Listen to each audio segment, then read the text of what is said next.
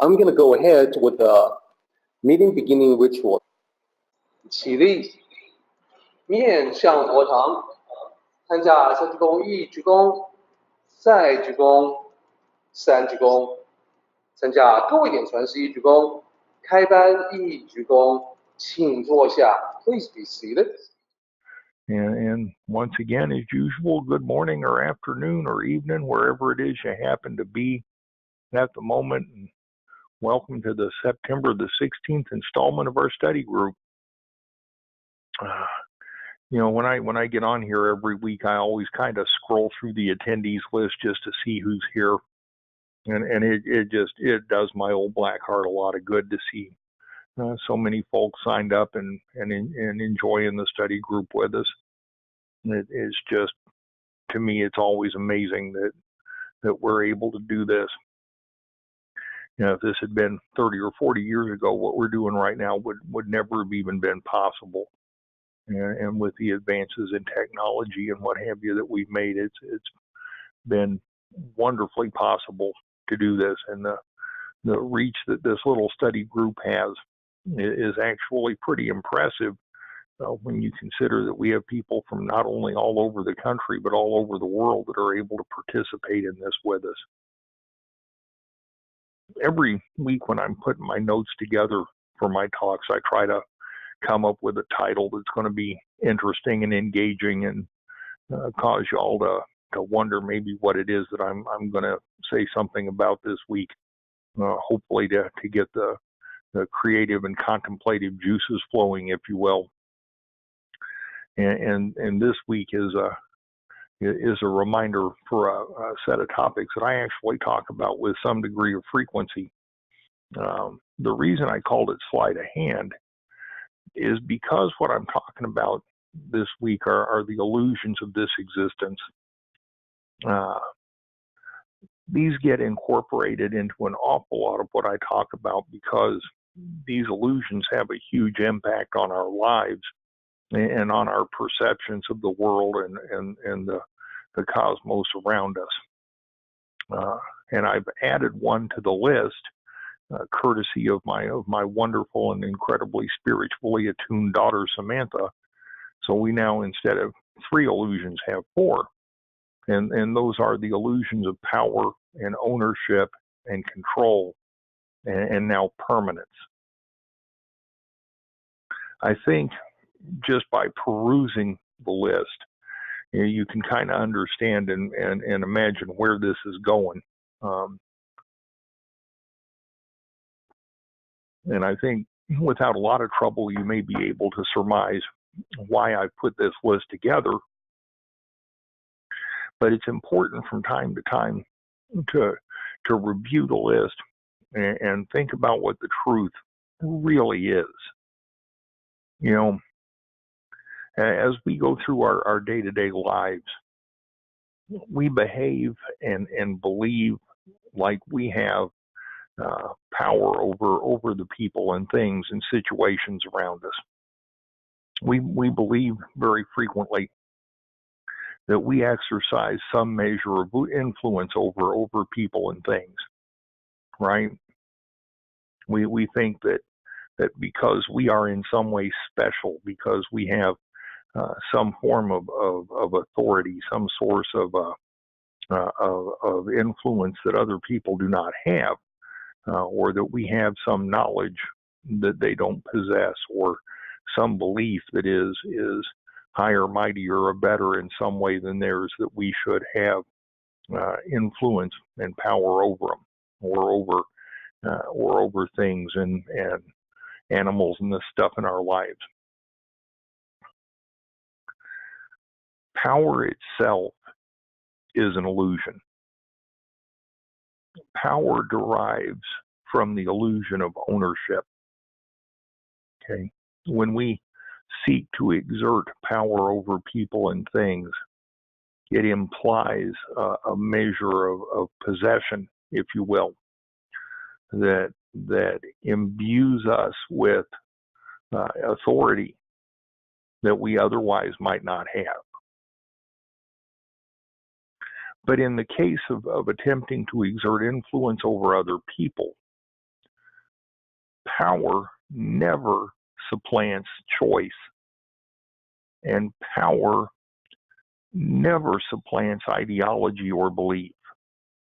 That is to say that one person may exert influence over another person's actions, but one person or group of people can never exert influence over what another person believes or what they hold as their moral or spiritual ideals. And in point of fact, we have been engaged as a country in a number of conflicts in the Middle East over that very concept, that if we go over there and bomb enough property and kick the snot out of enough individuals, that we will eventually win over the hearts and minds of the indigenous population. Ain't gonna happen. It never happens. Didn't happen in the Crusades. It's never happened in any holy war. It hasn't happened in any war for political dominion or regime change, and it isn't going to happen now. No matter how much brute force we exert over another person, no matter how much power we hold over them in our minds, we can never persuade another person to change what they believe. Cannot be done. Because power is rooted in ownership, and because ownership itself is an illusion, the concept of power over things and people becomes as flawed and illusory as ownership. And ownership is quite possibly the biggest of these illusions, because it is from ownership where the other delusions are derived. First of all, we believe in some way in the permanence of ourselves and our possessions. We believe that we own the stuff that we have. And at various points in our history, in the history of many nations, it's been a common belief and perfectly okay to try to own other people. We fought an entire civil war over that concept, over whether or not slavery was okay. Of course, we know it is not, but there are still places in the world where that truth has not filtered down to the populace yet. But the truth of ownership is that in reality, the very best that we do is that we rent our possessions for a few years. There's absolutely no permanence at all. Either the stuff that we own is going to cease to exist one day, or we're going to cease to exist one day. But one way or the other, that contract of perceived ownership is going to evaporate. It's just going to happen. And to help folks understand why I say that, I cite what I call the rule of 50 years. What that says is take a look at everything around you and then imagine all of it 50 years from now. In 50 years, the house that I'm sitting in right now, I guarantee you, is going to look very, very different than it does now. 50 years of age on this property, no matter how well it's maintained, is going to show on the exterior and interior of this home. And right now it's a very nice home. And in 50 years it may still be okay, but it's going to be needing some attention, right? In 50 years' time, the roof may have had to have been replaced a couple of times. The windows, some of the framework, some of the woodwork, those things deteriorate with time. There's nothing you can do to avoid it. And so while the house may actually still be here, it will not be the same as it is now.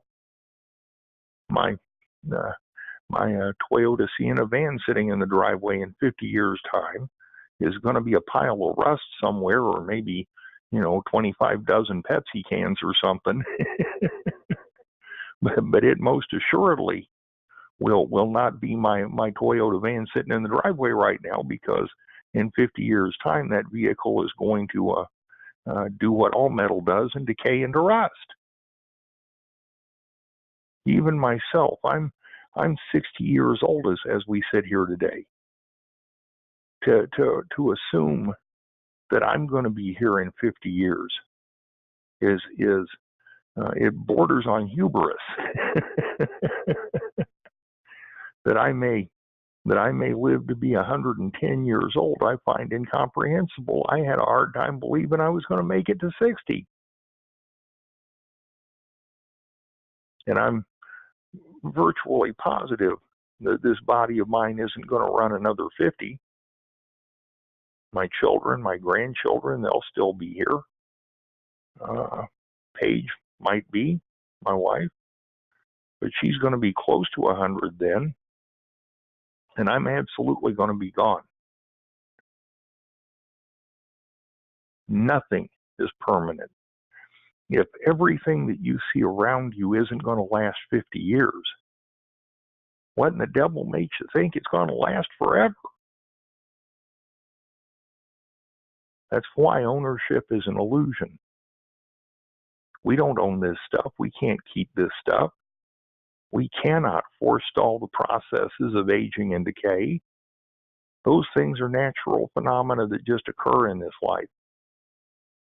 To think that in some way in this secular existence that we can imbue these objects with any kind of permanence beyond what their natural state of endurance is borders on hubris.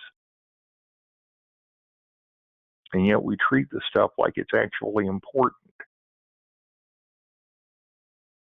At work, when people get all freaked out about whether or not a project's going to come in on time, whether or not it does what it's supposed to do, whether or not we have a problem or an issue that has to be fixed, all of the things that cause business people to come unhinged fairly frequently, my comment to them is, this time 50 years from now, none of this is going to make any difference. And sometimes they look at me really funny, but the truth of the matter is, in 50 years' time, none of the stuff that we're all worrying about with so much anxiety today is going to make any difference to anybody. It's all going to change. There is no permanence. There is no ownership. We desperately, with all of our heart and souls, want to believe that we're in control of anything. I have days where I sit down in my spot on the couch and I am astounded at the lack of control I'm able to exert over the things that go on in my life. Absolutely amazed. Because as hard as I try to influence the paths of my children, the way things go in my job, relative to other people and situations, the way things go, around the house or with my friends or with my Tai Chi students or whatever, it becomes apparent by the end of that day that I exert absolutely no control whatsoever. And everybody that I know and everything I'm involved in goes the way they want to go, no matter what I have to say about it. And I watch that occurring, and all I can do is just kind of smile to myself and realize that control is an illusion. The simple truth of control is this: the only thing or person we control is ourselves. I cannot choose what the people in my life do. I can make suggestions. I can express preferences. I can let them know that I'm happy or sad or upset or disgruntled with the decision or choice they've made. But in the end, they're real people, They're going to make the choices they're going to make. They're going to go where they're going to go. They're going to do what they're going to do. And I cannot control that to any meaningful degree. Obviously, when our children are very young, we can exert a lot more control and influence, as well we should. But our job as parents is to educate them when they're small, because when they grow up, they become real people and they make up their own minds about what they're going to do. And so the only people that we can be responsible for is ourselves. No matter how hard we try, no matter how much in our hearts we want for things to be different than they are, we cannot be responsible for another person. We can't do it. And we certainly can't exert any kind of permanent control over their thoughts and actions. I'm going through a situation with my oldest daughter right now that proves that in spades. There is nothing I have been able to say or do to help her in this situation or to exert influence over her decisions, even though she and I both know what I'm telling her is the truth. And so she's going to go do what she's going to do, and she very likely is going to get hurt doing it, and this won't be the first time. But all I can do is throw up my hands and watch it happen, because I can't control it. We think we control the stuff around us, but we don't. We can only control the stuff around us as long as it exists within our sphere of influence. And as we just got done discussing, that's less than 50 years at best. Once something leaves our immediate sphere of influence, we can't do anything with it. And so we don't really control the stuff either. There are all kinds of circumstances that can occur in our lives that will deprive us of the stuff we think we're in control of. And these days, now that we utilize technology so heavily, there are a whole bunch of other external influences that can exert control over what we think we own without our even knowing it happened until it's over with. Right? How many people have had their identity stolen or their bank accounts drained by somebody who understood the technology a little better than they did? The most intimate details of our lives are no longer ours alone to control. The truth is they never really were. But now it's much more visible and much more painful. Control is an illusion. Those three illusions, power and ownership and control, are all based in attachment. The things that we desire, the things that we're attached to, the things that motivate our secular desires, the things that bring us suffering, are the objects of power and ownership and control. Power over people, control over people and stuff, that desire to own, to possess, to follow the adage of the guy who dies with the most toys wins. That will not be me. Those things are all illusions. That's not to say that in an appropriate manner they do not have their place in the Tao teachings. They do. We have power over our decisions, control over what we believe, what we think, what we will do. Okay? Ownership of our own situation, if you will, that leads us hopefully to a moderate and right and appropriate choice about what we're going to do and where we're going to go. But when we think we can extend that power or ownership or control beyond the boundaries of ourselves, we're mistaken. The fourth item on the list, and this probably should have been there all along. I think I probably just took this one for granted until Samantha kind of brought it to my attention, is permanence. We, as desperately as we want to believe we have a measure of ownership and control over what happens in our lives, we equally as desperately want to believe that in some way we are permanent, that we're special in the universe, that for some reason we will not come to the same end as every other living and inanimate object in the cosmos. A great deal of time and energy has been spent attempting to paint the picture of what happens when this body dies,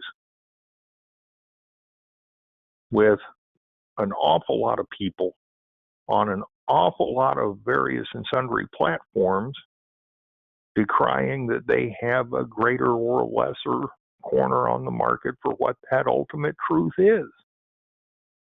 The real truth is this: no one has a corner on that market for ultimate truth. Nobody in any pulpit anywhere at any time has died and come back to reliably tell us what that picture of the truth is. What we have there is what we believe, what we think the truth is, what with our best common sense and knowledge we can derive as being the most realistic and relatively observable outcome. That is a long way from an actual factual description of the ultimate truth. But we still desperately want to believe that we are in some way special. The truth is, as individuals, we are not special. We are one insignificant tiny speck in a limitless universe, in a much more limitless cosmos. It was Derek who put the first picture I'd ever seen of the Milky Way galaxy within the observable universe on a screen at some kind of high enough resolution to be able to look at. And it is amazing to me how tiny and insignificant the entire Milky Way galaxy is in that picture. The Earth isn't even visible. And yet there are 7 billion little teeny tiny people running around on this planet who all think for some reason we're special. Now, it's possible that we're all special, but we're all special in a spiritual way and not in a physiological way. And we certainly are not permanent. We all will die one day. What happens after we die is the great mystery. It's the $64 question we get the answer to after we walk the path for as long as we have to walk it. Speculating and worrying about it doesn't make it better, nor does it imbue us with an answer or any kind of great spiritual knowledge that we didn't have before. It only causes us anxiety. None of our possessions are permanent. They're just not. Look at the 50-year rule again, right? If nothing that we can put our hands on is going to endure past 50 years, it certainly isn't permanent. And therefore, permanence is an illusion. And so, while it sounds like I'm really being a serious downer here on what's otherwise a beautiful and wonderful Sunday morning, I have to ask the question, why invest the effort in studying the teachings? If we don't own anything, if nothing's permanent, if we don't have control or ownership, why go through the drill? Well, That answer is relatively simple. Just as we all know that we are not truly special in a cosmic sense, we all intrinsically know that we are spiritual beings. There is a spark of divine knowledge in all people that causes us, as 7 billion individuals, to try to seek out what that answer is. It is one of the most remarkable things about humanity that each and every one of us knows at some level there is more to us than just what's sitting on the couch. Can I absolutely answer what that is? No, I can't. I only know what I believe. But I believe there's more to us than just what's sitting on the couch. And that's why we invest the time and effort to study the teachings. It's why it is important to understand unattached actions, because that understanding reduces suffering in this life and helps us to achieve understanding for wherever we're going, because it lessens the stress and strain of existence and makes the relationships that we have in this lifetime a little easier and a little smoother. And so while we may not be able to answer the ultimate question, the ultimate divine truth, by studying the teachings, maybe we can make this life a little better and a little easier. If we can understand that we don't exert power over anything or anyone, that we don't own anything or anyone, that we don't control anything or anyone, perhaps then we can begin to express ourselves in terms of preference and choices, and not commands, orders, and demands. And in so doing, perhaps we preserve the feelings and the dignity of others as well as ourselves. The reason that I bring this topic up from time to time is that way too often our perception of life is guided by the illusions of power and ownership and control. And it's beneficial to remind ourselves that those things are not real. That in this existence, those things really are vagaries. They're constructs that exist in our minds to help us feel better about our place in the cosmos, but they are not real. And that we should understand that all things pass and nothing lasts forever. Just as there's no permanence in this secular existence, the only sure thing in our spiritual lives is change, the continual turning of the wheel, right? From one existence to another, from one lifetime to another, from one lesson to another, until eventually, hopefully, one day we achieve some form of spiritual awakening and enlightenment. Maybe we move on to an existence where the lessons are done and the rinse and repeat cycles are over. But I don't know that for sure. Like I said, I only know what I believe. I do know this: ultimately, all things follow the laws of nature, even the Tao itself. There are no exceptions to that rule. And the more we understand about how those processes work, about how the cosmos moves, about how the universe follows those laws of nature, the closer we may get to understanding them, and the better our lives may be. I sure hope something I said this morning was useful to you, and that maybe it was helpful in some way. And as always, thank you guys very much for letting me share. I truly do enjoy it.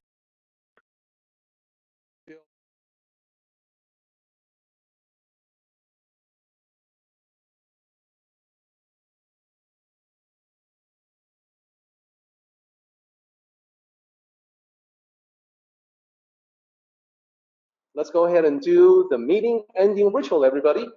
起立，面向佛堂，持架深鞠躬，一鞠躬，再鞠躬，三鞠躬，持架各位顶传十一鞠躬，斜扳一鞠躬。Well done, everybody. Thank you so much.